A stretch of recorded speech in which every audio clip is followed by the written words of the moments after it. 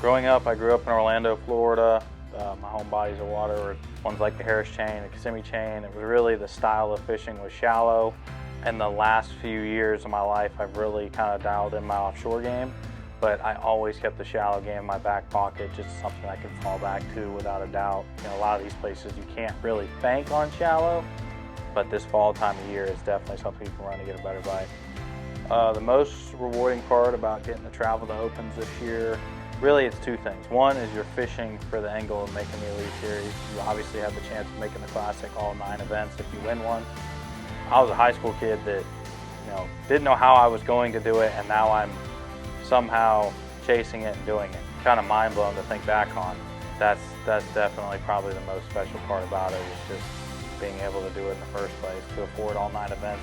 Traveling 9 events across the country. I had to drive all the way to Minnesota for one of the events. It's a lot of travel, it's a lot of time away from home, and it's expensive. I mean, it's expensive. Between travel expenses and entry fees, it's just, it can be very pricey, and just being able to do that in the first place is really special. And there's obviously the fact that, you know, you're fishing for an end goal of making the Elite Series or winning a tournament, making it to the biggest tournament bass fishing, the Bassmaster Classic.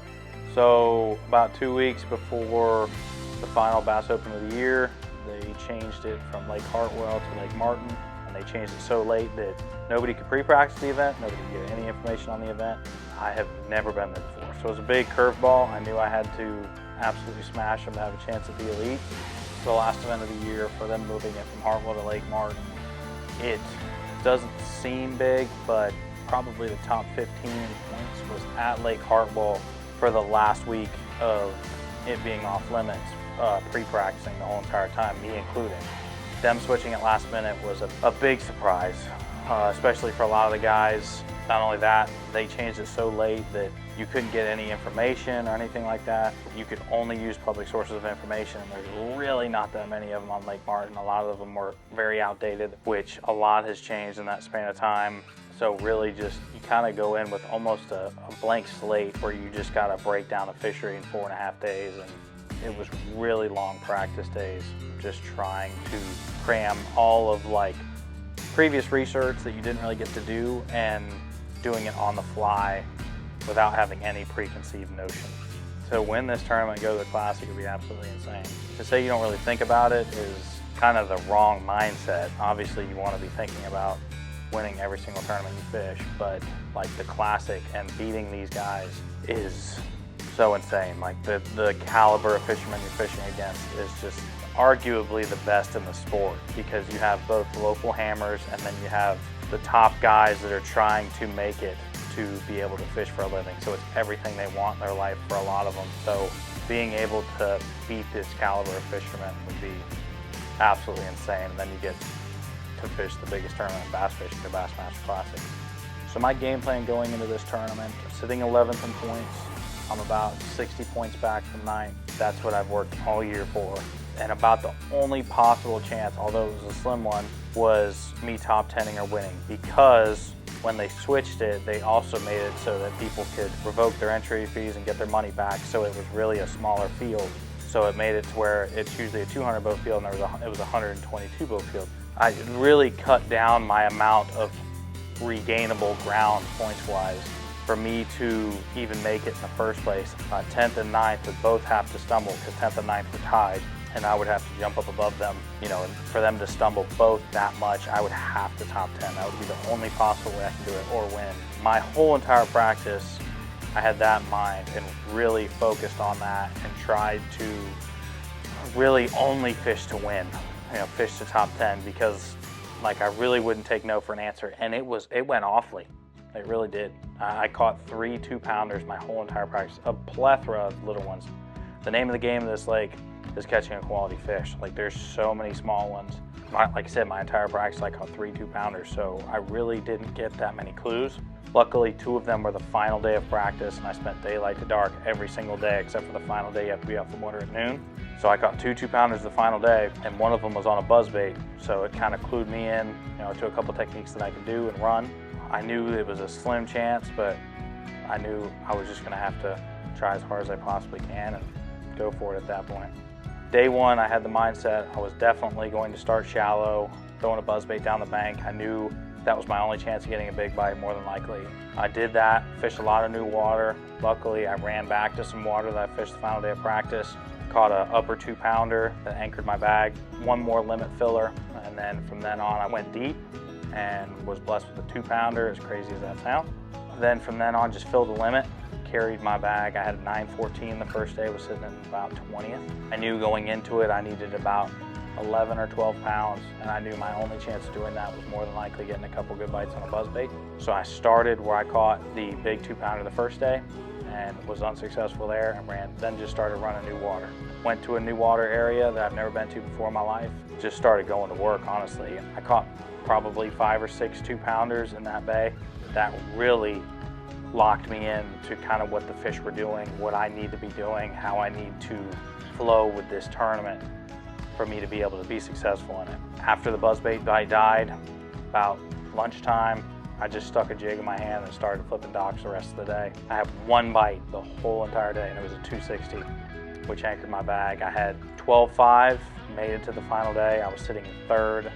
Absolutely couldn't believe it after my practice. And that second day gave me a good idea of what I needed to do the final day to have a chance. I made the final day. Going into this event, like I said, that was the goal. And I really, in the back of my head, I definitely wanted to get on camera. Like that Fox Sports, being on live, being on TV, being on that, website, all my family and friends watching back home. It was so cool, and that's all I've wanted all year. This one, I was very fortunate. I finally achieved that. Sitting in third place with somewhere around 22 pounds. I was 2 pounds and a little bit of change back from Will Davis, who is an absolute hammer there, and Josh Butler too. He's from Alabama, so I was behind 2 local studs. I knew my chances were kind of slim, but I knew what I had to do if I wanted to do it. Now is obviously just go for the win. I mean, I'm sitting in third. What do I got left to lose? Now it's time to try and fish for the Classic. Unfortunately, it was pretty locked in that I was not going to make the Elites going into that day. So I knew that, so there's only one thing left to do, and that's try and make the Classic. First stop of the morning, pulled up somewhere I've never been before in my life. It was really foggy that morning. Actually, second cast of the morning, I caught one. My cameraman wasn't even ready yet. We got to laugh about that. I caught the first fish on live in the morning. So then from there, I really was just like, okay, I've never been here before in my life. I found this spot on my map the night before. I'm just gonna go fish by the seat of my pants and go wherever I wanted to go. And not long after that, I caught an absolute unicorn of a bass for that lake, a 410, absolute giant on that buzzbait, and it was so sick. I was so hyped up. I could have ran through a brick wall. It was so awesome. I was so excited because in that particular event, in a place like that, a big fish like that is so important. It's so huge. The weights are so tight. I mean, it took 10 pounds a day to make the top 10. Like that fish just made up my deficit. Now it's just time to go to work. Well, I caught my last fish at 2:15 and was doing at 2:30. It was a 2-pounder that culled out a 1.5-pounder, and I was literally with that fish, I ran out of toads for the buzzbait that I was throwing. I looked at my cameraman, I said, all right, buddy, we're done. Time to go in. I've done everything I can do. I got to the idle zone of the boat ramp at 2:20 or 2:21, and I just felt wrong because I was in 9 minutes early, final day of the event. I felt like there was still work to do, but I knew in the back of my head, I did everything I could do. My smallest fish was a 194, on my scale, a 2-pounder, which a 2-pounder there is a good one. I got that big kicker. I stopped for a second and second thought myself, and I was like, you know what? I'm gonna guarantee myself in. Whatever happens, happens at this point. Idle in, throw my key fob in. Don't know anything at this point yet. I want so bad to know what my cameraman knows. We were actually talking about on the water. Now, obviously, he wasn't telling me where I was at, but I was just telling him, man, I would love to know what you know right now. I come around the corner. First person I see was someone related to Dakota Ebear because they were wearing his jersey, and she was like, congratulations. And I was like, what? Like, I just thought there was no way. And I pull up to the dock, and everyone starts swarming me, camera guys and everything, all my buddies, start getting phone calls and stuff, and I just didn't know what was going on. So I achieved my lifelong dream. I get to go to the Bassmaster Classic. I can't believe I won. I obviously, I knew inside I could do it, but just doing it is so much easier said than done. Was very, very fortunate to get that big bite the final day. After it was all said and done, I got an overload of of emotions. My family was there. That was so amazing. My grandma and my dad have probably only been at one other tournament, and I've been fishing for I don't know how many years. I mean, my dad's been to a bunch of them, but them both together, so that was really special.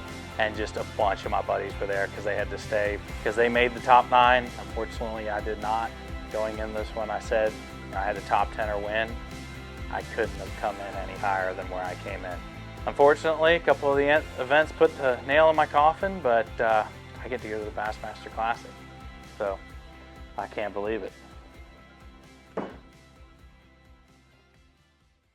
Make sure to follow us on Facebook, Instagram, TikTok, and YouTube for all the latest coverage of our 44 tackle team on the Bassmaster Opens. And make sure to check out our online store at 44tackle.com.